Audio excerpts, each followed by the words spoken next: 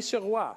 Merci, Monsieur le Président, et je remercie ma collègue de Laurier-Sainte-Marie pour cette motion qui demande au Parlement la création d'un comité permanent de la Chambre des communes sur les exportations d'armes, assurant un contrôle parlementaire qui est vraiment nécessaire au vu des derniers contrats approuvés par les gouvernements successifs conservateurs et libéraux. Cette proposition est vraiment intéressante parce que ça permettrait aux députés d'étudier et de donner leur avis sur les exportations actuelles et futures, mais aussi sur les politiques qui encadrent la vente d'armes, dont la loi sur les licences d'exportation et d'importation, et publierait les rapports des études de ce comité pour informer les Canadiens des divers enjeux reliés à ces exportations, dont les enjeux de droits humains en particulier. Pourquoi est-ce que c'est important d'avoir un comité mis sur pied? On va se pencher en premier sur le contexte international. Le Moyen-Orient subit plusieurs conflits d'une intensité incroyable présentement, que ce soit en Syrie, en Irak ou au Yémen, avec une intervention de l'Arabie saoudite. Si on s'intéresse au continent africain, par exemple, c'est la région australe, Soudan Sud, le Libye ou le Mali qui sont extrêmement troublés. Le point commun de presque toutes ces régions, c'est l'implication d'entreprises canadiennes qui vendent des armes à des régimes autoritaires, voire dictatoriaux. Le journaliste Alec Kaxitonguay, dans l'Actualité, nous donne cette information et je cite.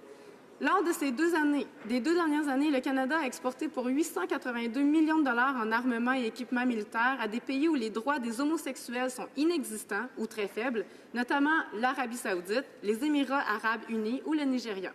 Le Canada a vendu pour environ 860 millions de dollars d'armes et de technologies militaires à des nations où la liberté d'expression et la liberté de presse sont nulles ou faibles, comme l'Arabie saoudite, les Émirats arabes unis, la Chine ou le Vietnam. A exporté pour 863 millions de dollars vers des pays où l'égalité entre les hommes et les femmes, comme ma collègue vient juste de le mentionner, est inexistante ou faible, dont l'Arabie saoudite, Émirats arabes unis ou le Bahreïn. Expédié pour 633 millions de dollars vers des nations où les droits en matière de justice criminelle sont bafoués, dont la Turquie, l'Égypte ou la Chine. C'est un bilan indéfendable, Monsieur le Président. J'espère que le gouvernement libéral va changer sa politique et non pas juste compter sur son slogan post-campagne « Le Canada est de retour ». Deuxièmement, les exemples récents de vente d'armes ne respectent pas du tout les attentes des Canadiennes et des Canadiens en ce qui a trait aux droits de la personne. Commençons par le plus connu, le contrat le plus connu, la vente d'armes à l'Arabie saoudite.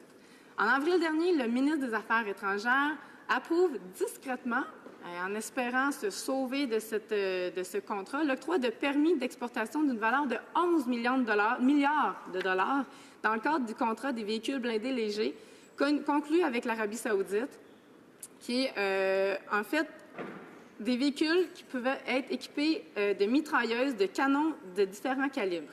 C'est donc pas des simples Jeeps, comme notre premier ministre aime le dire. C'est le devoir du gouvernement de s'assurer qu'ils ne vont pas être utilisés contre la population civile.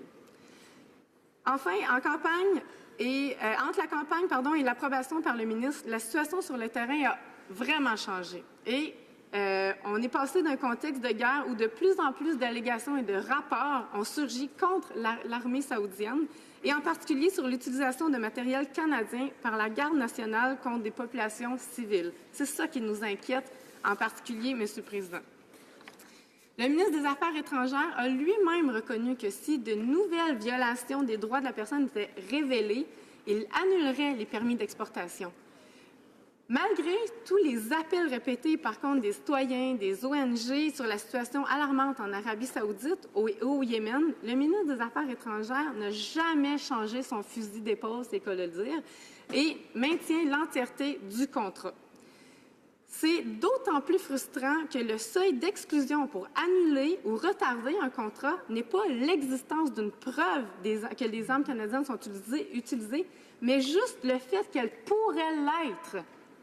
C'est vraiment grave, Monsieur le Président, parce que juste ça, on en a plusieurs des allégations où les armes canadiennes pourraient être utilisées dans des cas de violation des droits de la personne. C'est pour cette raison-là que le NPD demande aux libéraux de suspendre les permis d'exportation qui ont été accordés dans le cadre du contrat de fourniture de véhicules blindés légers conclu avec l'Arabie saoudite en attendant la tenue d'une enquête sur la situation des droits de la personne. Le contexte international et la vente extrêmement douteuse à l'Arabie saoudite demandent un contrôle rigoureux des exportations d'armes. C'est aussi une question de politique interne, de transparence des actions gouvernementales. Il faut que les Canadiens puissent s'informer auprès d'une source fiable, et cette source fiable-là, ça doit être un comité parlementaire sur la question d'examen des ventes de nos exportations d'armes. On peut prendre l'exemple du Royaume-Uni, on l'a noté plusieurs fois depuis le début de ce débat, où le comité de contrôle des exportations d'armes a pour rôle de diffuser l'information auprès des Britanniques. Depuis 1999, chaque année, les membres de ce comité publient un rapport analysant la politique d'exportation. Le comité recueille l'information auprès du gouvernement, mais aussi auprès des universitaires, des chefs d'entreprise, des fonctionnaires qui apportent une réelle richesse au débat. Le comité ne se limite pas à un examen factuel des exportations, mais la question de l'éthique est également mise de l'avant. Dans le dernier témoignage du comité rendu public, une intervenante du comité a d'ailleurs pris position en déclarant que vendre des armes au Yémen, c'était faire le choix de la prospérité du Royaume-Uni au détriment de la vie des Yéménites. L'exportation d'armes ne se révèle pas d'une simple logique commerciale et nécessite donc une réflexion sur le respect des droits de la personne, qui est une valeur très chère aux Canadiens. La guerre au Yémen et au Sud-Soudan pose de sévères questions à Affaires mondiales et pas seulement en termes de diplomatie. Je parle ici du groupe Straight, une compagnie canadienne qui utilise ses usines aux Émirats arabes unis pour fournir ses clients, notamment au Yémen et au Soudan. Cependant, ils ont été épinglés par 3 groupes d'études distincts de l'ONU qui assurent des mécanismes d'application de sanctions. Ils ont critiqué le groupe Straight pour avoir vendu des centaines de véhicules blindés à des pays ravagés par la guerre. Le Canada a imposé des sanctions contre chacun de ces pays, dont le fait d'interdire à des citoyens canadiens résidant au Canada ou à l'étranger de leur vendre des armes et du matériel militaire. Les libéraux ont demandé à la GRC de faire enquête sur les allégations selon lesquelles ce groupe violait les sanctions canadiennes ainsi que les embargos des Nations unies sur les armes. Mais Affaires mondiales ne veut pas divulguer d'informations sur ce sujet, notamment à savoir si des délégués commerciaux ont aidé le groupe Straight sous prétexte du secret commercial. Les Américains ont donné une amende de plusieurs millions de dollars à cette compagnie pour ne pas avoir respecté ces règles. Connaissant leurs agissements passés et la controverse actuelle, nous devons avoir des réponses à plusieurs questions comme dans quelle mesure le gouvernement canadien a-t-il soutenu le groupe Straight pour ses activités commerciales? Le groupe Straight a-t-il reçu l'aide de délégués commerciaux du Canada et dans les Émirats arabes unis? J'ai de la misère à dire ça. Comment est-ce que Affaires mondiales Canada fait-il preuve de diligence raisonnable à l'égard des entreprises dont il décide de faire la promotion? Quel échappatoire est-ce qu'il est nécessaire de changer afin de s'assurer que les règles d'exportation canadiennes s'appliquent aux exportations qui émanent d'usines situées à la fois ici, au Canada, et ailleurs à l'étranger? Les néo-démocrates pensent que les citoyens doivent avoir le droit d'être informés, de pouvoir participer au débat, en particulier pour savoir si des compagnies respectent ou non la législation et les règlements sur l'exportation d'armes et, évidemment, si nos propres entreprises respectent nos propres exportations dans les pays que j'ai nommés précédemment,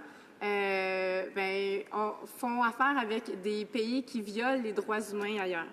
Le gouvernement, donc, la création de ce comité, donc, c'est un enjeu qui est lié à la transparence, étant donné que le gouvernement doit à présent répondre à ses actes devant les Canadiens. Le NPD demande aux libéraux de cesser leur politique de retour en arrière, puis de cesser d'appliquer tout ce que les conservateurs avaient mis de l'avant. Ils avaient promis du changement, ils avaient promis de faire en sorte que les droits de la personne seraient respectés dans ce dossier-ci en particulier. Et on nous demande que, en fait, il y a une preuve qui a été faite avec la fin de la consultation obligatoire des intervenants dans le secteur des droits de la personne ou de l'obligation de produire un document sur l'utilisation finale des armes. Ça, c'est pas connu de tous, mais les libéraux ont la loi pour faire en sorte que la consultation pour les droits de la personne s'est affaiblie présentement. Le commerce est en train de prendre le dessus sur toutes nos préoccupations sur les droits de la personne et c'est vraiment inquiétant. Et je pense que les Canadiens ont le droit d'obtenir des réponses sur ces questions-là qui sont primordiales. Et je suis prête à répondre aux questions, Monsieur le Président.